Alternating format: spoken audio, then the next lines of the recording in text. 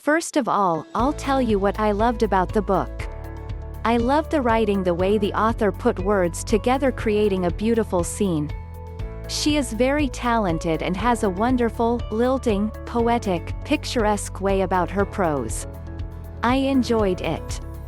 I also liked her main story idea of this young girl being abandoned out in the marsh but learns to survive on her own.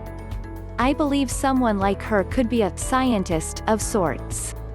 I imagine someone like her could find and accurately categorize the wildlife, flora, and fauna of the place that is her whole world. But her rise in the academic world just wasn't believable. A very intriguing idea, but not convincing.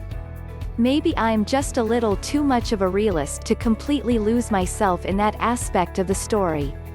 Perhaps if the author would have described some hardships other than extreme loneliness and at first hunger.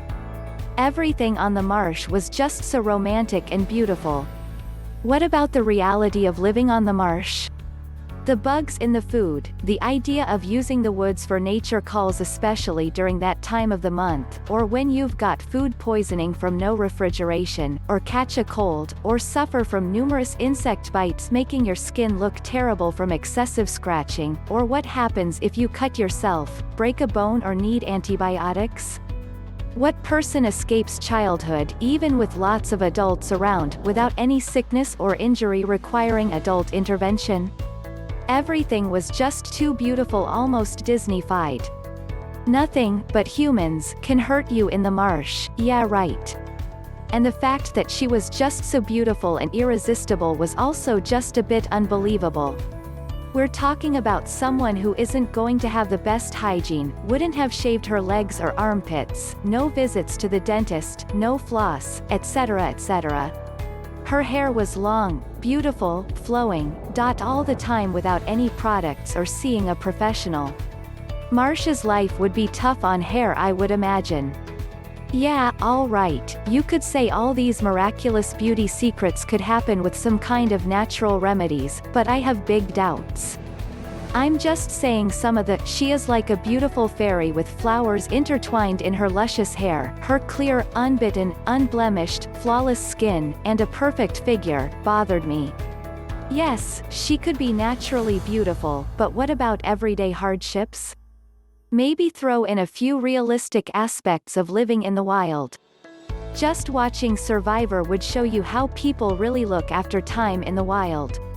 Some of it ain't pretty. So, the marsh girl is beautiful and smarter than anyone could imagine, almost everyone misjudges her. That whole theme went a little overboard in my opinion. And the conversations that she had with her love interests, unbelievably boring. I kept listening for some sign that there was all that intellect hidden under that Disney princess hair, but if you judge her on her dialogue alone, yawn. Also, when the author has the main character reading poetry, I always picture the writer thinking, filler. I need filler. A little bit is fine, but too much becomes distracting in my opinion.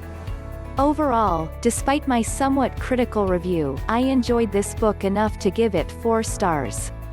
I just thought a little too much suspension of belief distracted me from the story.